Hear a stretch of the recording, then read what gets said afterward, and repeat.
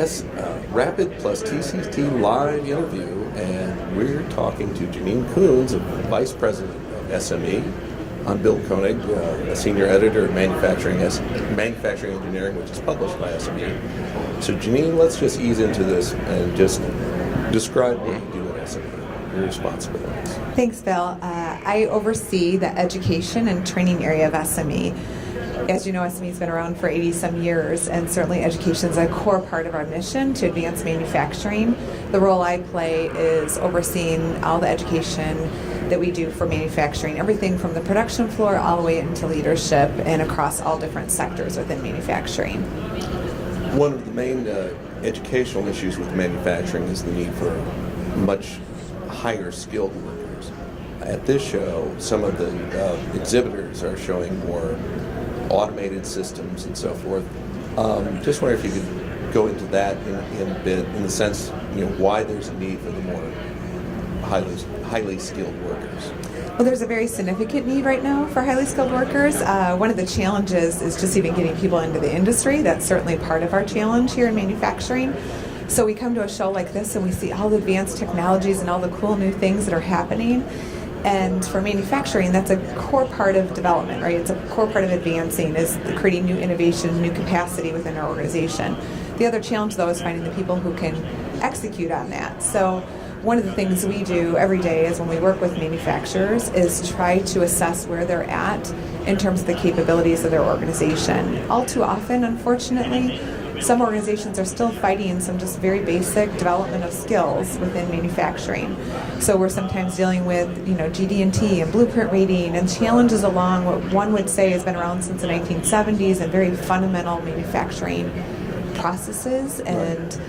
But yet you come here, you see all this new technology, and you need to build that into your organization and your capabilities. So it's a very important part of the ingredients that we need here in advancing the industry. Well, and something that came up at the keynote this morning was additive, if anything, is advancing even quicker than people think. And I would think that would have a big impact on the whole educational issue. It is. It's advancing significantly. If you think of what's happening in the schools, we need to ensure that the schools and the students are being exposed to that. And unfortunately, curriculum doesn't change that quickly in schools, so that is a challenge as well. One of the lines we like to say, and it's not a good line, but it's that technology is outpacing people at this point. And so that's that kind of that balance that we look for is increasing innovation and technologies, but at the same time increasing people, so we can again create that innovation capacity within an organization. One of the things that we when we get to work with manufacturers all the time, there's still a lot of manufacturers that aren't aware really of what's going on in 3D printing. Obviously here at the show, these people are, so that's a good thing, but we still need to bring a lot more people into a show like that so they can see what it is, what's the art of possible, right? Right, yeah. Yeah, because in a lot of ways the people who attend this show are kind of the converted.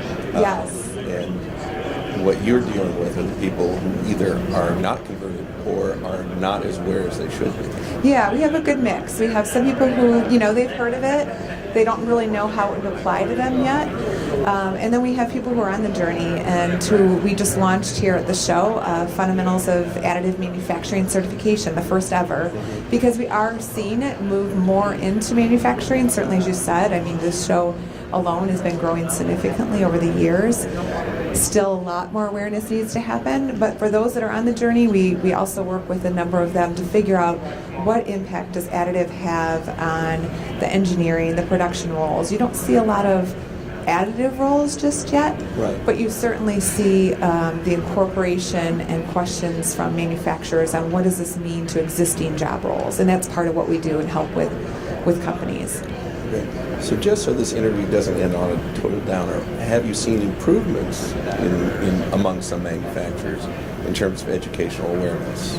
Yeah, absolutely, and on the school side. So we are seeing certainly an increase in the number of schools that are looking to add 3D printing into their curriculum.